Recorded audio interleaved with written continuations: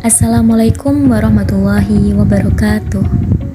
Hai semua, ketemu lagi dengan saya Arvina Dwi Aprilia di aplikasi Kekui ID, solusi mudah dan menyenangkan belajar keseimbangan kimia. Teman-teman semua, di video ke-6 ini kita akan membahas submateri kelima, yakni terkait pergeseran keseimbangan. Sebelumnya, marilah kita berdoa terlebih dahulu agar kita mudah dalam memahami pelajaran. Oke? Semangat!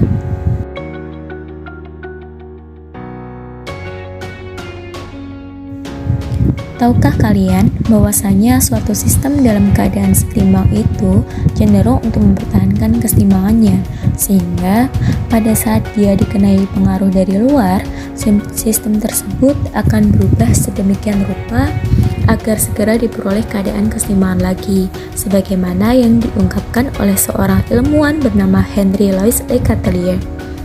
Adapun bunyi azas Lecatellier ini, bila suatu sistem keseimbangan diadakan aksi, maka sistem tersebut akan mengadakan reaksi demikian rupa sehingga pengaruh aksi dapat dikurangi menjadi sekecil-kecilnya.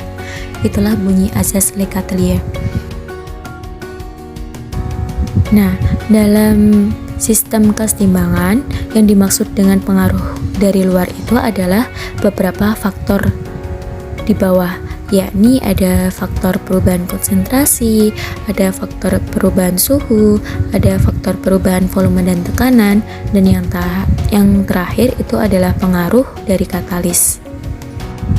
Keempat poin tersebut yang akan kita bahas dalam submateri kali ini.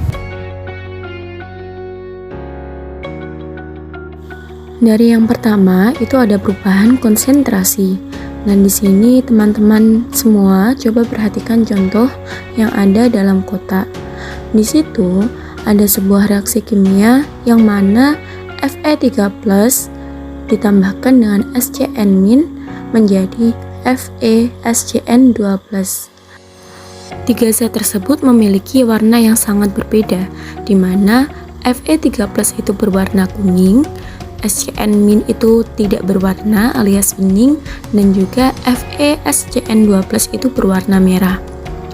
Dalam suatu sistem keseimbangan homogen sebagaimana di atas yang memiliki fase sama-sama aqueous atau larutan, ternyata ada dua kemungkinan, yakni apabila ion Fe3+ ditambah Fe3+ itu reaksinya, maka keseimbangan tersebut akan bergeser ke kanan atau ke arah produknya, sehingga FeSCN2+ itu menjadi semakin merah pekat.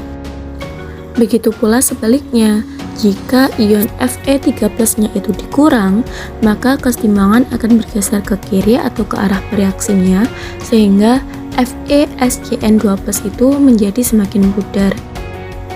Lantas bagaimana sih perubahan konsentrasi itu dapat mempengaruhi pergeseran keseimbangan? Nah, dalam suatu sistem keseimbangan homogen itu terdapat tiga kemungkinan, yakni yang pertama, apabila konsentrasi salah satu zat diperbesar, maka keseimbangan tersebut akan bergeser ke arah yang berlawanan dari zat tersebut, digarisbawahi dari ke arah zat yang berlawanan dari zat tersebut.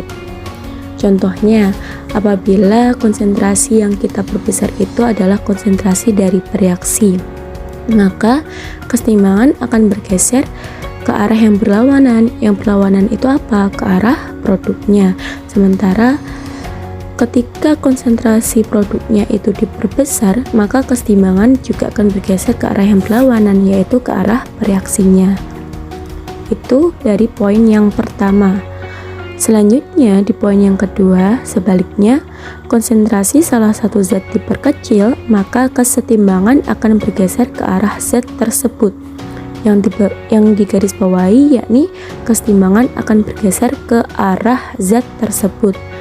Contohnya lagi, ketika sebuah reaksi kimia itu konsentrasi reaksinya diperkecil, maka kesetimbangan akan bergeser ya ke arah reaksinya itu tadi. Begitu pula ketika produknya itu dikurangi konsentrasinya, maka keseimbangan juga akan bergeser ke arah produknya itu sendiri. Penjelasan ke poin 2. Lanjut ke poin 3.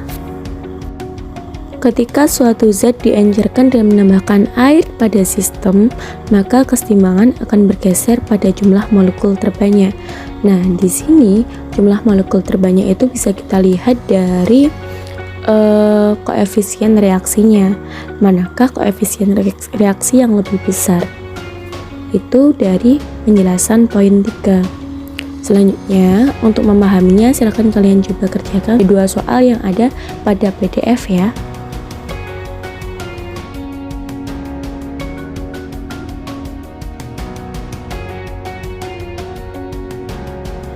Lanjut ke faktor yang kedua, yakni ada perubahan suhu. Nah, di sini coba kalian perhatikan contoh yang ada dalam tabel. Dimulai dari persamaan reaksi yang atas, di situ ada N2 plus 3H2 menjadi 2NH3 dengan harga delta H sebesar min 92 kJ. Reaksi tersebut diukur pada suhu yang berbeda, di mana suhunya dimulai dari 298 Kelvin, 500 Kelvin, 700 Kelvin, sampai dengan 900 Kelvin. Nah, ternyata pada suhu tersebut, semakin besar suhu, nilai Kp-nya itu semakin sedikit. Jadi, pada reaksi eksoterm dengan harga delta H negatif, itu suhu berbanding terbalik dengan Kp-nya. Sementara di reaksi 2, H2 plus CO2 menjadi H2O plus CO dengan delta H sebesar plus 41 kJ. Di situ diukur dengan suhu yang sama, mulai dari 298 Kelvin, 500 Kelvin, 700 Kelvin, dan 900 Kelvin, memiliki harga Kp yang semakin besar jika suhunya juga semakin besar. Nah, di sini pada reaksi endoterm yang artinya delta H bersifat positif, maka suhu itu sebanding dengan harga Kp-nya. Suhu besar maka Kp-nya juga besar. Nah, dari dua contoh tersebut dapat diambil kesimpulan seperti apa? Berdasarkan teori yang dikemukakan Van Hoff menyatakan bahwasanya apabila suatu sistem kesetimbangan itu suhunya dinaikkan, maka kesetimbangan akan bergeser ke arah sistem yang membutuhkan kalor. Di sini sistem yang membutuhkan kalor itu adalah reaksi endoterm. Sementara pada suatu sistem kesetimbangan yang suhunya diturunkan, maka kesetimbangan akan bergeser ke arah sistem yang melepaskan kalor atau reaksi eksotermnya. Selanjutnya, untuk memahami faktor kedua ini tentang perubahan suhu, silakan kalian kerjakan soal yang ada pada PDF ya.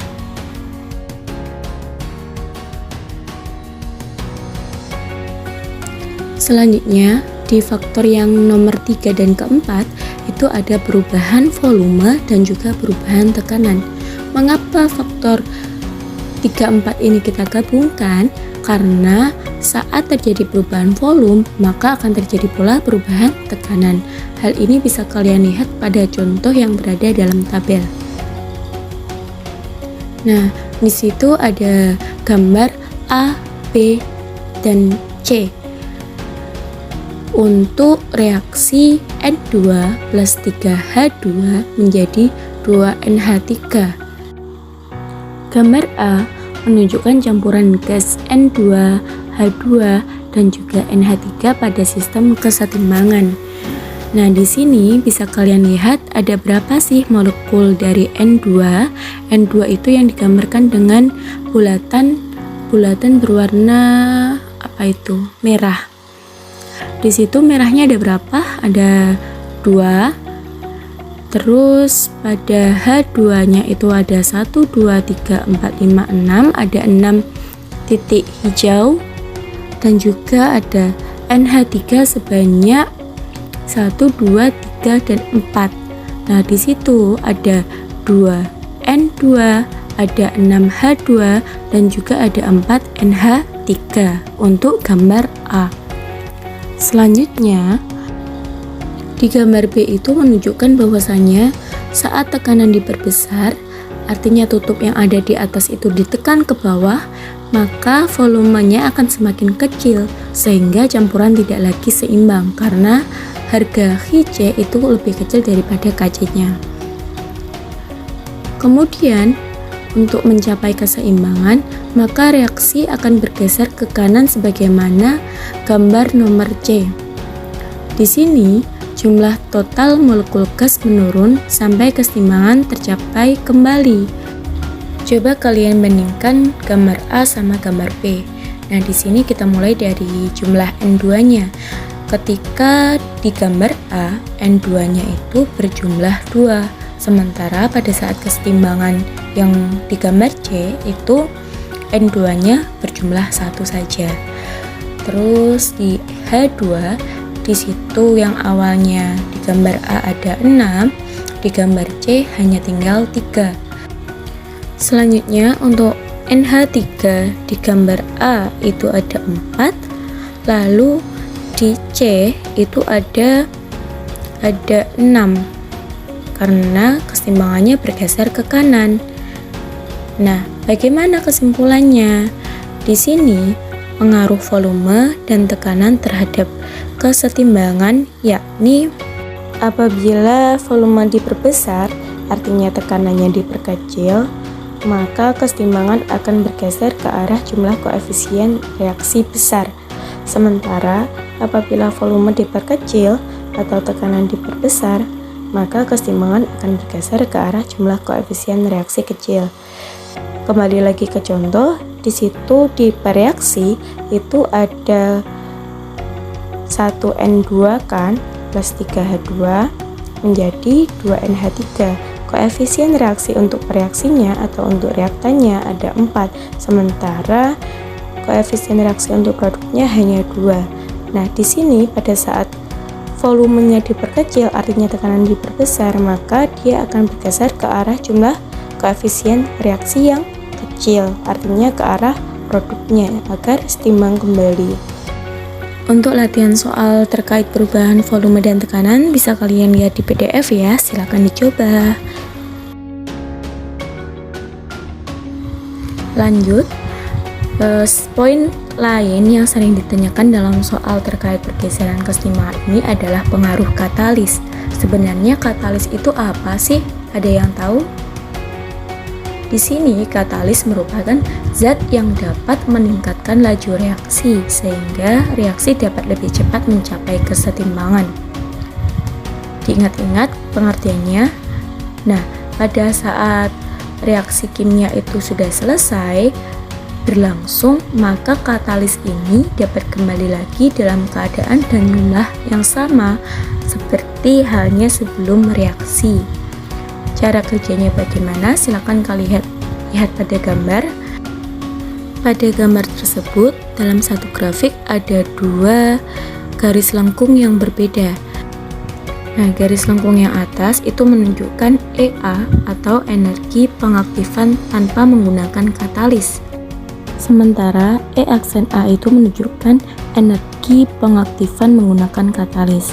Nah, kalian lihat pada grafik tersebut, jalur untuk mencapai hasil itu lebih cepat dengan menggunakan katalis atau tidak dengan menggunakan katalis. Menurut kalian yang mana? Iya, betul. Di sini jalur yang lebih cepat itu jika ditempuh dengan menggunakan katalis. Makanya kenapa tadi dibilang bahwasanya katalis itu dapat meningkatkan laju reaksi. Adapun cara katalis meningkatkan laju reaksi dengan cara menurunkan harga energi aktivasi yang dibutuhkan untuk berlangsungnya suatu reaksi. Namun, di sini yang perlu digarisbawahi bahwasanya katalis tersebut tidak mempengaruhi pergeseran kesetimbangan. Jadi, ada atau tidaknya katalis itu tidak akan mempengaruhi kesetimbangan yang terjadi. Bagaimana? Sudah jelas terkait beberapa faktor yang mempengaruhi pergeseran keseimbangan tadi. Kalau sudah begitu paham, kita lanjut ke pembahasan berikutnya ya, terkait keseimbangan kimia dalam proses alam. Terima kasih telah menyimak video ini. Mari kita akhiri dengan bacaan Alhamdulillahirrabbilalamin dan wassalamualaikum warahmatullahi wabarakatuh.